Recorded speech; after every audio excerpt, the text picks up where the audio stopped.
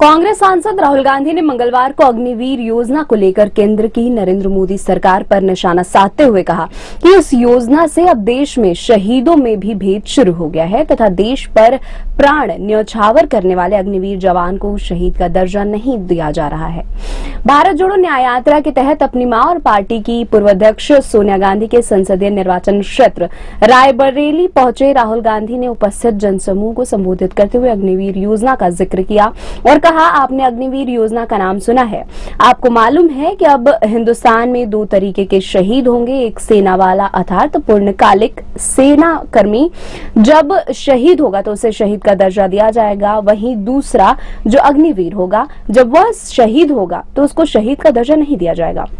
उन्होंने कहा कि उनकी यानी अग्निवीर जवान की लाश को परे कर दिया जाएगा। उनके परिवार को ना तो पेंशन मिलेगी ना ही किसी तरह की मदद मिलेगी। अग्निवीर जवान सेना में जाएंगे लेकिन 4 साल बाद 4 में से 3 अग्निवीरों को लात मारकर भगा दिया जाएगा।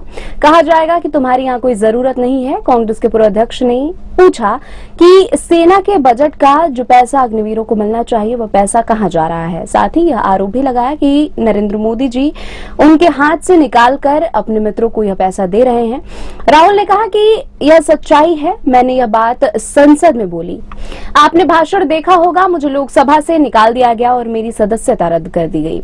उच्चतम न्यायालय ने कहा कि राहुल गांधी की सदस्यता वापस करो, तब दोबारा मैं लोकसभा में जा पाया। मेरा घर छीन लिया, 2 साल की सजा दे दी। जब मेरा घर छीना मैंने उनसे कहा कि ले जाओ, मुझे तुम्हारा घर नहीं चाहिए। उन्होंने कहा कि मेरा घर हिंदुस्तान के करोड़ों लोगों के दिल में है। मैं आपको दिल से धन्यवाद देना चाहता हूं और कहना चाहता हूं कि आप अपने हक के लिए लड़िए, आप खड़े हो जाइए। यह देश आपका है, 1% लोगों का ही नहीं, यह देश किसानों, मजदूरों, छोटे दुकानदारों और बेरोजगारों सबका है।